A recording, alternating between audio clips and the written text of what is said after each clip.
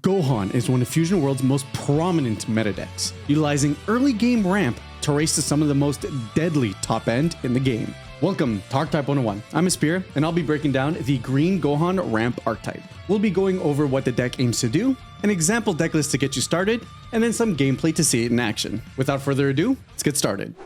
Gohan is a green leader released in Awakened Pulse. Nothing fancy happening with its draw type front side, though once awakened he presents himself as one of the most powerful attackers and defenders in the game, for a cost. Once a turn during battle, you're able to destroy one of your energy to gain 15k power, powering him up to a staggering 35k. The cost is expensive, especially in a ramp strategy that aims to get to high energy counts as part of its game plan. Worry not, however, for 5-drop Goku mitigates this weakness. When played, or when you destroy one of your own energy, Goku will replace it with a card from the top of your deck, allowing you to freely use your energy destruction abilities. The strategy includes added ramp consistency in the form of destructive strength and 4-drop Vegeta from the main set, which doubles as early board removal. From 6 energy onwards, restabilize the board and take control with some of the most deadly threats in the game, such as 8-drop Broly. With that overview in mind, let's check out a deck. When it comes to fleshing out Green Gohan, a lot of the deck is essentially predetermined for you. Because we're such a committed deck to our game plan, we need to see a perfect sequence of cards to enable us to be able to get into our top end. That means that, Destructive Strength is going to be a 4 of. Cards like Vegeta are going to be a 4 of. Cellku are going to be a 4 of. And naturally our bombs themselves, the Brolys, the Secret Rare, and Android 17 and 18 are going to be in certain numbers as well. Where we really get to tech in is after we include our consistency pieces. What do we want to see kind of in the mid game, early game to allow us to get to our inevitable end game? In terms of the deck we have here, we've got 4-draw Gokus and 4-draw Gohans. We are opting into running 4 of the Trunks to kind of help us with board in the early game. Of course, 4 Vegeta, incredibly powerful, one of the most important ramp pieces in the deck, allows you to ramp and also get rid of 2 drops on the board, which is very important as people will try to aggro you down. Of course, we're running the Cell Goku, the one that enables you to be able to use your leader ability, very important. You get so much flexibility in your aggro and your defense in the mid to late game if he's on board. Then we get into our mid-ranger pieces. We run 4 of the 5-drop Gohan that KOs a 4-drop or less, extremely strong into yellow, and has a 10k combo, which is a nice perk. We're running 2 of Turles, kind of a concession we're making in the mirror. I don't oftentimes play Turles because I'd rather just have Cellku on board, but it's a concession to know that in the mirror matches, a crit body can be super annoying against other Brolys and other Gohans.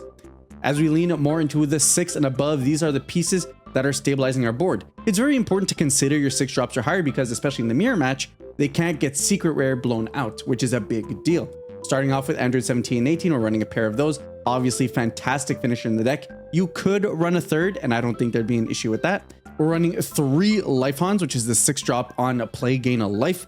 So good in the mirror, great in any other matchup for the most part. Sometimes it's a little awkward to play because he doesn't restabilize the board by himself, but if you're ever in a clear board position, it is incredibly backbreaking. Then we get into our beefy boys, the Secret Rare. We're at 2. I could honestly see this going up to 3 if you're going up against a lot of yellow. It's how you restabilize the board. And of course, you don't have to use its board destruction ability. On an empty board, you could just play the 50k and attack, and that by itself is a lot of pressure. Of course, we're running 4 super combos, doesn't matter which one you run. You want to run this one or Yamcha, that's perfectly fine. We're on 4 Brolys on this list. I'm just trying to make a clean list for the most part, not making it so techy. Of course, you could include any number of androids between the Android 16 to the Android 18's SR. I love those cards personally, but in terms of just a clean list to give you the best idea of what the deck can do, I'm opting for 4 Brolys here, really strong in the mirror, especially since that matchup is often decided by who sees the most Brolys. 3 Gigantic Meteors, you could run 4, nothing wrong with that. I just find it a little bit more bricky more often than not. 2 Big Bang attacks, again, very important in the mirror. It allows you to be able to drop your son Goku and then be able to Big Bang attack, thus allowing you to gain the advantage against opposing Gohan players. And then finally, Destructive Strength. We just need our early ramp. It's searchable with our 1-drop Son Gohan, which is a big deal, and a lot of our stuff is in that deck. The 1-drop Son Gohan can find the Destructive Strength, the Vegeta, and the Goku, so effectively all of our ramp pieces, making it that much more consistent. When we're looking at alternatives for the deck, you could run Moa. He's a good card in being able to find you your Destructive Strength or your Gigantic Meteor. If you are going to include Moa, might as well include a couple of Paraguses. They don't do anything for the deck, but they're searchable 10Ks just to prevent you from whiffing. Like I said, I've run Android 18, and actually, while I'm off it at the moment, Android 18 is the tech I was running in my previous list, where I got to God rank And in running Android 18, I also comboed her alongside with the Android 17 that allows you to take a life and play her from trash, giving you some late game extension with multiple bodies. I think the 4-drop Goku is a great inclusion. Unfortunately, in the client, there's no way to be able to get additional copies, but if you'd like to run him, I think he's a great slot in as well. And with that deck overview, let's jump into some gameplay. All right, so against a red Goku, obviously they have a lot of early aggression. We want our ramp pieces. We have a turn 1 draw, a turn 2 trunks. I don't love this hand, but I think it is very much keepable when you consider that we have our 4-drop piece and we have our 5-drop here, which could put in a lot of work in catching up with the board if it ever gets too crazy. So in general, not a fantastic hand. I usually mulligan for the destructive strength, but in general, I think because we've got the 2-drop trunks, because we've got the 5-drop, which means if our ramp isn't going off, we're at least going to be able to stabilize the board. I think that's very helpful on that front. Here, playing out the 1-drop, which can be pretty strong in the later games. Obviously, Red Goku having better usage of it because it is a 20k with their leader ability. Here, in terms of the charge, I'm not entirely sure. You would charge the Android 17 and 18, but the fact that it can KO 2 3-drops, which is a really big deal against this deck, can be pretty good. However, I do think we're going to go for it just because the rest of our hand is pretty important. So here, let's start with a leader swing, see what we draw. All right, so we got the 2-drop trunks for the charge next turn if we don't draw into anything else. And then, of course, we'll play the 1-drop. And now what we're really doing is just digging for our destructive strength, just trying to make sure that we stay off curve. All right, there we go. We'll play that here. A big thing to consider is when should you use the energy marker. So Broly is good, but not super important to see too many copies of in this matchup. We can charge him without too much issue. So in terms of the energy marker, it gets a little interesting. You have to consider like if the energy marker was if you had ramped turn 0. If you use destructive strength on turn 2 as the second turn player, what you're effectively doing is replacing the energy marker. This does not inherently put you behind on your ramp turns, assuming that you ramp again the turn afterwards. If you didn't do that, however, all you did was replace the energy marker and didn't actually ramp. So if you have a destructive strength and you don't have a Vegeta going into your second turn, you could hold it back, assuming you don't think you're going to draw it, to then go and ramp with the destructive strength on turn 3, putting you at 5 for the subsequent turns, keeping you on curve. It's not perfect. I usually tend to be a little greedy because I always assume I'm going to draw it. But if you don't draw into that, you could hold it back and that would also be fine. Here we took 1 damage, nothing too crazy. Our opponent's not being too aggressive against us. So like I said, we'll go ahead and charge the Broly. We don't need it early. We'd rather have combo power to get us to our late game. We have 4 Brolys in the deck. We'll draw into the other ones. It's not too much of an issue. And even if we don't, we have our other mid-rangey pieces in the red matchup that can be pretty strong. All right, in the early game, back and forth is just very standard for what we'll see here. And then because I've got the subsequent turn ramp with the Vegeta, I can safely go into Destructive Strength. Do note, Destructive Strength gives you the energy in active mode, so if you have a 1-drop cantrip or a 1-drop Goku, you could do that as well. I actually don't mind having the Gohan being charged because in builds where you have the Android 16, obviously you could blow up the energy in later turns and then be able to get that back. So if you're running the Android 16 tech, it's actually kind of nice that you can charge these without too much issue, knowing you can get them back later. So in the green mirrors and against blue, Android 16 is really strong because those colors can't deal with Android 16 besides allowing it to get KO'd, which is really nice. Against red and yellow, though, it's pretty bad. Red can neg it, and then yellow can rest mode it, which means it never blocks. So those matchups are a little bit worse. All right, here our opponent will self-awaken, and there's a world in which we don't attack into our opponent this next turn because we don't want him to awaken. We don't want him to get extra advantage. And in that regard, we force him to have to spend energy in awakening so we don't have to, right? As much as we want draws from our leader, what we really want to do in the early game is not give our opponent the opportunity to be able to awaken and press us and give us too much of a hard time. So while we want the draw, whatever plays we make that allow us to get into the late game is much more valuable. Here we have too many Gokus. While Destructive Strength is a really easy charge, especially considering that we don't have anything to do here, and our opponent gave us a great target to attack into, we're not going to be clearing the board with this, and that's fine. All we're really looking to is to get a draw to give us more longevity. And of course, the Secret Rare is a fantastic tool that we'll be able to go to in 2 turns if the board gets a little too wildy. Here, we need to stay on game plan. We Vegeta. Make sure you have a 3-drop in the drop or more. I have definitely Vegeta'd before forgetting to do so. But if you go Destructive Strength into Vegeta, you'll always have it. Then it's a question about how much do I commit to trying to get rid of this on board. There's thinking of if we actually go for it, we get the benefit that we can potentially have a distraction for our opponent where they'll try to deal with this. Be mindful our opponent's going to 4 and they might UI Goku, but if the UI Goku, it's only going to take 1 life from us, so it's not that big of a deal. Here, we could just match and then our opponent gets rid of something on the board. I don't particularly mind that. Let's match. And knowing that we don't really have an opportunity to play this Gohan at any point in time, really, what we may do is also pitch to get rid of this TN so we don't have to worry about an additional attacker. So, nothing crazy there. Force a card out of our opponent's hand. And we put him in a position where he's thinking about attacking this now, which is less attacks that we need to deal with in the face. And here we'll get rid of a 5k combo. There's an argument to be made that we should be doing the Goku instead, so why not just do that? We'll get rid of this Tien, and effectively what we're doing is we're trading 5k combo power for 10k combo power, on top of getting rid of an attacker, which is a pretty big deal.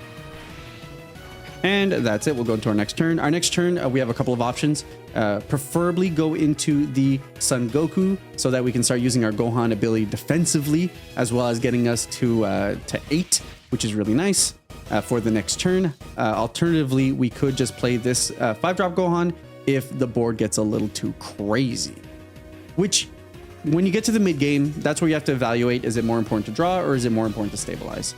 Anything our opponent plays this turn is a target for this Gohan. And then we can attack with the Gohan. He's a 30k, which will likely get rid of anything on board. So it gives us a good balance of options and being able to deal with our opponent. Here, opponent just plays the vanilla. That's fine. Also plays the draw Roshi. And now our opponent's not awakened, which means that we get to deal with a lot less aggro. Get to deal with numbers that are nicer for us because these don't attack for like 30 or 25, and our opponent themselves only attack for 15. So depending on how they sequence, not a big deal. And here, there you go. I don't care much about protecting this Vegeta. So you know what? It got rid of an attack for us, something that I'm very happy to be able to take. Now our opponent's going to attack us for 15 on 15. Here we can take that and then we can awaken, and then our 5k combo gets us out of range for this Android 17, which is a nice perk. Assuming he doesn't combo.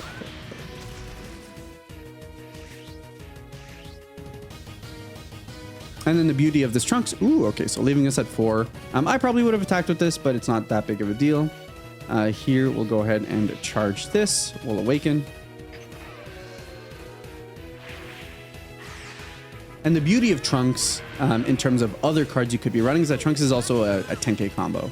So even in matchups where you don't end up playing him, we just have so much combo power in our hand, which can help in green, which can oftentimes struggle. So we're not being pressured too hard. And I think we have an opportunity here where we can play this Cell. And the beauty of Cell is that having him on board means that we can aggress the board even better. So we can swing 35k into this 25k, which means our opponent's going to have to dump a good number of cards to be able to deal with it. And defensively, now we're 35k, which is great. Allows us to get to that longevity when we set up for potentially going for a secret rare next turn. Which, again, red only has options that go up to 5-drop, which means it's almost guaranteed to go through and clear the entire board. What we're really scared of here now from our opponent isn't so much them using big cards to attack into us. So like Double Striker, we're not too worried about because of course we have our leader ability, we've got Gigantic Meteor, we've got super combos. What we care more about is if they go lots of small attacks. So as Gohan, I'm much more bothered by my opponent swinging at me with multiple 20, 25Ks than swing with like one big attacker, which if you're on the other side of the board, be cognizant of that. We have 1 energy up. I'm going to hold the Gigantic Meteor just for the sake of protection, especially considering that if I play this Goku, playing against red, odds are it's just going to be wasted combo power. I get to cycle 1, but rather just keep the combo power in hand. And then next turn, while we don't have any other bombs, we do have the Secret Rare to restabilize the board. Yeah, so something you need to be aware of, oftentimes they will just get rid of your Goku. So we got God Kamehameha there, but that's okay, right? It takes them off the turn. Forces them to have to play a little bit differently. Now we have to deal with this board, which isn't crazy, right? It's 2 20Ks and 1 leader swing. Our opponent has 6 cards in hand. We have 10. Decently okay for us to deal with this. And we still got the ramp off the Goku, right? It still put us in a position to be able to drop a Broly the next turn if we really want to. And biggest thing is that it took tempo away from our opponent.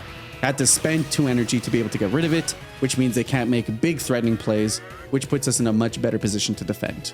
It's not perfect. We would rather have Goku on board, but we don't mind that. Probably stronger for our opponent to attack here, but they're probably respecting more keeping their board. Unfortunate for them, however, we now get the opportunity to be able to secret rare And we'll get rid of one of these. We'll probably just get rid of Vegeta, to be honest. It actually doesn't matter. it's all the same. We're not going to play any. It was probably better to keep the Vegeta so we could ramp later in the game if we needed to. But now we've essentially stabilized, and what we're really doing now is just searching for our bombs. Again, we don't want to blow up our energy here. No real reason to.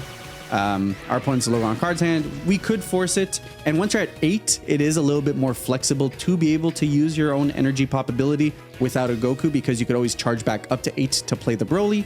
But hey, we've got Gigantic Meteor, and I'd rather use it defensively and keep at 7 as opposed to using it offensively, getting us down to 7 energy, and then using it defensively, putting us down to 6, and then we're in a position where we can't Broly if we draw into it. So, and you know, we can play strong mid-range pieces too. It's not because we're at 8 energy that we need to drop massive bombs every time. Son Gohan's incredibly good in this matchup.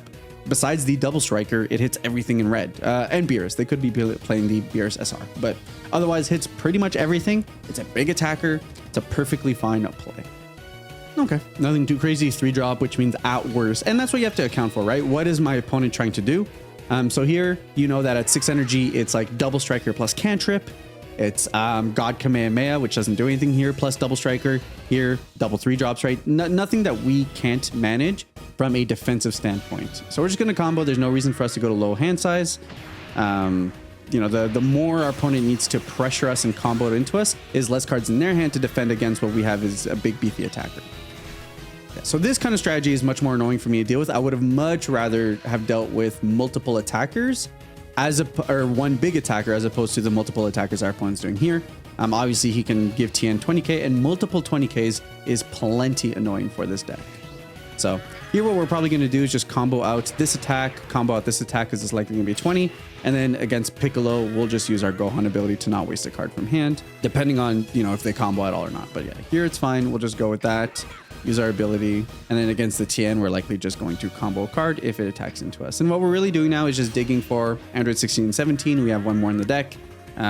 Maybe more Gohans, Life Hans would be fine as well. Or of course, Broly to be able to clear the board, as well as apply pressure on our opponent. So here our opponent should have attacked into us, drew into another 5-Han, can't complain too much there. So the way that we want to sequence this is we could swing, see if we draw into a Broly, but then we don't get to use our ability to be able to deal more damage. And now we're getting to a point where I really want to close out the game. So what I'm likely to do here is just do this, get rid of my opponent's 10k combo on board. Now I get to swing into my opponent's leader, use my leader ability without too much stress. Drew into a Vegeta, no big deal. Let's go to 35k. Preferably here, probably going to go to 40 or 45 because at 35, we're one super combo away versus at 45, which, you know, preferably we want to be 10k above. But at least at this point, it's super combo plus card. So it forces another card out of our opponent's hand. Same thing with the Gohan we have on board. We're going to swing for 40. It's super combo plus card, something else like that. And if that doesn't go through, at that point, there's no point in giving our opponent the additional card if we know we can't finish him off. So we'll probably just attack into the board instead. So here we'll go ahead and give him a cheeky 10k. See if he takes that. If he does take that, then we just go in to close out the game. If they don't take that, yep, super combo plus card. We don't mind. We'll just focus on removing their board at this point. So we'll go ahead and swing a cheeky 50k there because, right, we're not going to finish him off. This can't attack the leader. If we're not finishing him off, no reason to give him the additional cards when we have such a massive board that's going to be able to clear the game after that. There's reason to argue you could hold this in hand, but this either gets rid of a card on board or gets rid of a card in our opponent's hand. Between Gigantic Meteor and our leader ability, we have plenty of protection. There we go. So now 3 cards to their 5 cards, but we've got super combo, 10k combo, Gigantic Meteor. All things that are incredibly useful in being able to secure us the next turn. And what can our opponent do, right? He can play the double striker, can get rid of something on our board, but we don't particularly mind. It's not that big of a deal. We can protect the secret rare if we really want to, which we probably will, but we'll see here. Probably got Kamehameha. That's perfectly okay. Don't mind that at all. Again, our opponent's focusing on board control. Nothing really wrong there on their side, but we can't die now, right? There's no world in which we lose. So we'll actually just take the hits here if our opponent's going to keep pressing into us so that we have more combo power to finish him off, realistically. Gives us more opportunities to be able to dig into a Broly or something like that as well. Obviously, if we draw into Android 17 and 18, we have now the line available of attacking with them and then going Gigantic Meteor, which is more than our opponent will likely be able to defend with. Always check to see if your opponents use super combos. They used one super combo, and it doesn't look like they charged any. So, of course, you know, our opponent has potential for up to 60k combo. Here they're comboing. That's fine. We're going to take the hit anyways. That is 10k combo less that I need to deal with to go out and close the game. All right, well, we saw all our super combos now, so we're not losing anytime soon. And of course, offensively, they get the benefit of being a 10k combo on top of that. Okay, so pass it along to our turn. We could charge, which could be useful if we draw into a Broly, but I don't think that's absolutely necessary. We have an additional attacker in the 5-drop here if we need it. So I do want to be efficient with my energy. So the way that I'm probably going to do this is going to be swing, and then we found the Broly. So something to account for, right? We could have charged and used the Broly, but that's okay. Here we're just going to use the Gigantic Meteor, just making sure that we get usage of our energy. We're going to select our leader, and then of course we have the pop ability to be able to go up in big numbers, and this is effectively almost impossible for our opponent to deal with, right? 60k means 2 super combos plus a card, and if they have that, then we can swing here and then guarantee the win with our Gohan full combo out from there. Otherwise, here it's going to be Gohan, swing out everything. I will, however, save the last Gohan because the way that the math plays out, being a 30k attacker forces your opponent to need more cards than being a 10k combo. So, and I value having multiple attacks as opposed to just kind of going everything shotgun into one attack if we have the benefit of just being able to extend a little bit more than that. All right, and here we go. Got the hit in, which means we can just go in with our 5-drop Gohan on board and hope for the best there. So 4 cards in our opponent's hand. They don't have energy up, which means they can't use battle tricks. Of course, this Trunks is doing nothing for us, so we'll just go ahead and combo all of these. And the beauty about this version of the list is naturally just a bunch of 10k combos, which means that we can close out the game pretty good. 1 super combos, 2 super combos. Still gonna need more than that. 5k, and then that'll be it. 90k to 65k, and we take the win over Goku. As you can see, Gohan lends himself incredibly well to curving from the early game into a death-defying late game, and we didn't even see any big bombs there, right? We saw our secret rare, which restabilized everything for us, and just goes to show the power of that card, especially since oftentimes decks will try to swarm you to beat you when you are playing Gohan. It's definitely why the Ginyu matchup is like 90-10 in Ginyu's favor, because they're just so fast and go so wide. But against decks that are a little bit more mid-rangey and a little bit slower, the Secret Rare is incredibly powerful at restabilizing the board and then allowing you to get into your late game. And I'm glad that we at least got to showcase that even if we're only playing a mid-rangey game where we're playing 6 and 5 drops, we can still definitely apply a lot of pressure. And that's not even accounting for the fact that we could have played life on there, gone to 5 or 6 life, while pressuring with a 35k, which is pretty backbreaking, to be honest. Don't get me wrong, I'm fully aware that our opponent was probably on the newer side of the spectrum, but they played okay. Probably could have been a little bit more aggressive. But if you're looking for any more deep gameplay, hopefully against a couple of better matchups, my Twitch link will be down there. You can watch me live play and ask any tips in regards to how you can play the deck better. This has been Archetype 101, and catch you on the next one.